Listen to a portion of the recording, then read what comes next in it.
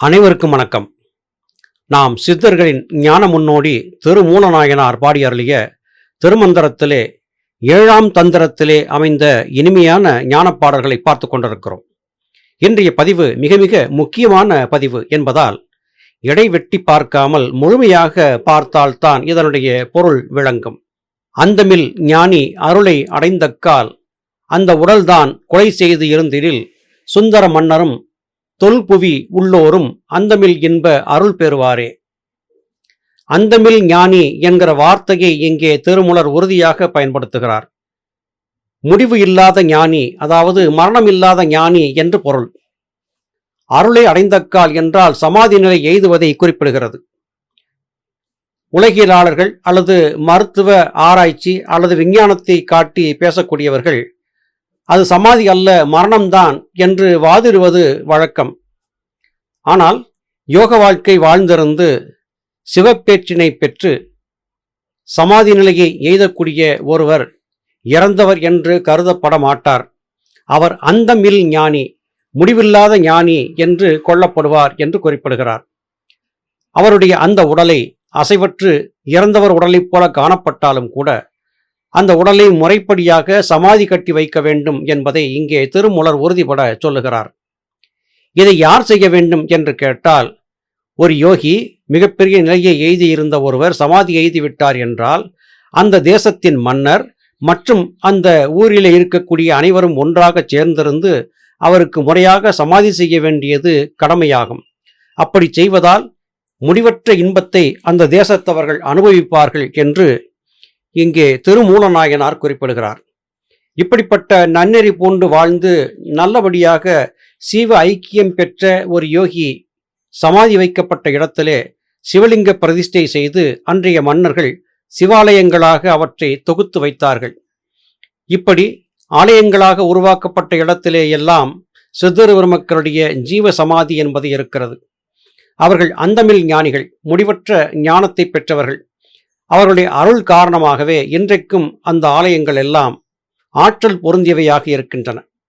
மிகப்பெரிய பெயர் பெற்ற சிவாலயங்கள் எல்லாமே இதுபோன்று ஞானிகள், மகான்கள், சித்தர்களுடைய ஜீவ ஐக்கியம் அமைந்திருந்த தலங்களாகவே இருக்கின்றன என்பது நாம் அனுபவத்திலே பார்த்து வரக்கூடிய ஒன்றாக இருக்கிறது. ஒரு யோகி நல்லபடியாக முத்தி பெற்றிருந்தார் என்றால் அவருடைய உடலை சமாதி கட்டி வைக்க வேண்டிய கடமை அரசருக்கும் புவி உள்ளோருக்கும் இருக்கிறது என்று குறிப்பிடுகிறார். நவமிகு சாணாலே நல் ஆழம் செய்து குவைமிகு ஐஞ்சானா கோட்டி தவமிகு முக்கோணம் முச்சானாக்கி பவமிகு நற்குகை பத்மாசனமே. சமாதியை எப்படி தோண்டி வைக்க வேண்டும் என்பதை சொல்லுகிறார். நவமிகு சான், அதாவது 9 சான் ஆழத்திற்கு குழியை ஆழமாக வெட்டி எடுக்க வேண்டும். 5 சான் அகலம் இருக்கும்படியாக அதை உருவாக்க வேண்டும். அதாவது 9 சான் ஆழமும் 5 சான் அகலமும் கொண்டதாக அந்த குழி ஒன்றை வெட்ட வேண்டும். அப்படி குழி ஒன்று வெட்டி அதன் உள்ளே நடுவிலே 3 சான் அளவிற்கு முக்கோண வடிவமாக ஒரு அமைப்பையும் உருவாக்கி அந்த இடத்திலே இந்த யோகியை முறைப்படி சமாதி செய்ய வேண்டும் என்று குறிப்பிடுகிறார். பவமிகு நற்குகை பத்மாசனமே, யோகியை பத்மாசனமிட்டு அமர வைக்க வேண்டும் என்றும் குறிப்பிடுகிறார். இவை எல்லாமே சித்த வித்தியார்த்திகளுக்கு சமாதி செய்யும் போது நாம் கடைபிடித்து வரக்கூடிய நடைமுறைகள்தான். சித்தர் பெருமக்கள் சொல்லிக் கொடுத்தபடியாகவே வாழையடி வாழையாக நாம் இந்த காரியங்களை செய்து வருகிறோம். இப்போதைய காலத்திலே சிமெண்ட் கொண்டு கட்டப்பட்ட தொட்டிகள் மாதிரியான அமைப்பிலே சமாதி வைப்பதை செய்து கொண்டிருக்கிறோம். அன்றைய நாளிலே வெறுமனே குழியை தோண்டி அந்த குழியிலே முறைப்படியாக அதற்கு தேவையான பூச்சுக்களை எல்லாம் செய்து சமாதி கட்டி வைத்தார்கள். மிக பழைய சமாதி கோயில்களை பார்க்கும்போது கற்களை, தகட்டு கற்கள், பாறைகளை வெட்டி தகடு தகடாக கற்களை வெட்டி எடுப்பார்கள். அப்படி வெட்டி எடுக்கப்பட்ட தகட்டு கற்களை 4 புறமும் பதித்து கீழேயும் மேலேயும் கூட தகட்டு கற்களை கொண்டு மூடி சமாதி கட்டி வைப்பதை வழக்கமாக கொண்டிருந்தார்கள். குழியின் ஆழம் அகலம் என்பது அந்த யோகி வசதியாக அமர்ந்திருந்து அவர் உடல் முழுவதும் திருநீர் கொண்டு மூடுவதற்கு தேவையான அளவிற்கு இருக்க வேண்டும். இங்கே திருமூலர் ஒரு கணக்கை சொல்லி இருக்கிறார். ஓரளவு ஆழம் அகலம் ஆகிய இந்த இரண்டுமே சரியாக இருக்க வேண்டும் என்பதை கவனத்திலே கொள்ள வேண்டும். எங்கே சமாதி வைக்கலாம் என்கிற வினா வருகிறது அல்லவா? அதற்கான விடையையும் இங்கே திருமூலர் கொடுக்கிறார். தன் மனை, சாலை, குளங்கரை, ஆற்றிடை, நன்மலர்ச்சோலை, நகரின் நற்பூமி, உன்னரும் காணம், உயர்ந்த மலைச்சாரல், இந்நிலம்தான் குகைக்கு எய்தும் இடங்களே. எந்த இடத்திலே ஒரு யோகியை சமாதி வைக்க வேண்டும் என்பதை திருமூலநாயனார் நமக்கு தெளிவாக சொல்லிக் கொடுக்கிறார். தன்மனை, அந்த யோகி வாழ்ந்திருந்த இல்லத்திலேயே அவரை சமாதி செய்வது சாலச் சிறந்தது. அடுத்தது, மக்கள் பயன்படுத்தக்கூடிய சாலை ஓரத்திலே சமாதி செய்யலாம், குளக்கரையிலே சமாதி செய்யலாம், ஆற்றிற்கு நடுவிலே ஆற்றங்கரையிலே சமாதி செய்யலாம், நல்ல சோலையாக இருக்கக்கூடிய சோலை வனத்தின் நடுவிலே சமாதி செய்யலாம், ஒரு நகரின், ஒரு ஊரின் நல்ல புண்ணியமான பூமி என்று அழைக்கப்படக்கூடிய இடத்திலே அவரை சமாதி செய்யலாம். ஏனென்றால் சமாதி நிலைக்கு செல்லக்கூடிய யோகி அங்கு இருந்தபடியாக அந்த ஊர் முழுவதற்குமான மிகப்பெரிய மகத்தான ஆற்றல்களை வழங்கி கொண்டிருப்பார் என்பதால் இத்தனை உறுதியாக இதை செய்ய வேண்டும் என்று குறிப்பிடுகிறார். இது சரியில்லை என்றால் அருகிலே இருக்கும் கானகத்தின் நடுவிலே கொண்டு போய் சமாதி வைக்கலாம். உயர்வாக வளர்ந்திருக்கக்கூடிய மலைகளின் மலைச்சாரல் அடியிலே சமாதிகளை வைக்கலாம்.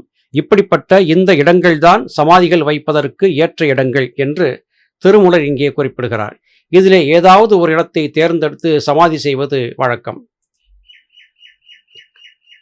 நற்குகை, நால்வட்டம், பஞ்சாங்க பாதமாய் நிற்கின்ற பாத தவப்பாதம் நேர்விழ, பொறுப்பு அமர் ஓசமும் 3க்கு 3 அணி, நிற்பவர் தாம் செய்யும் நேர்மை அதாமே.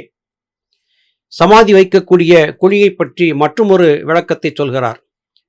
4 வட்டம் என்று சொன்னது 4 பக்கமும் சரி சமமாக சதுரமாக இருக்கும்படியாக ஒரு குழியை எடுக்க வேண்டும். அந்த குழி என்பது இருவர் உள்ளே இறங்கி நின்று அவருக்கு சமாதி வைக்கக்கூடிய அளவிற்கு இடவசதி கொண்டதாக இருக்க வேண்டும். குறைந்தபட்சம் 3 அடி அமர்ந்திருப்பவருக்கும் தரைத்தளத்திற்கும் இடையிலே இடைவெளி இருக்க வேண்டும் என்பதை குறிப்பிடுகிறார். ஒரு யோகி அமர்ந்திருக்கிறார், அவரை சமாதி கட்டியாகியது. சமாதியிலே யோகியின் தலை இருக்கும் இடத்திற்கும் மேல் மூடியிருக்கும் இடத்திற்கும் குறைந்தபட்சம் 3 அடி இடைவெளி இருக்க வேண்டும் என்று இங்கே குறிப்பிடுகிறார்.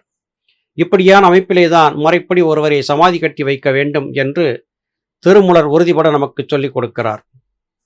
அருமை சகோதர சகோதரிகளே, யோகசாதன பயிற்சியிலே ஈடுபடக்கூடியவர்கள் உலகியல் சார்ந்தவர்கள் பார்வையிலே மரணமடைந்தவர்கள் என்று கருதப்பட்டாலும் அவர்கள் இத்தனை காலம் யோக வாழ்க்கை வாழ்ந்திருந்த காரணத்தால் அவருடைய யோக வாழ்க்கைக்கு மதிப்பு கொடுத்து அவருடைய வீட்டிலேயே அவருக்கு போதுமான இடம் இருந்தால் அங்கேயே சமாதி வைப்பது சிறந்தது என்று குறிப்பிடுகிறார்.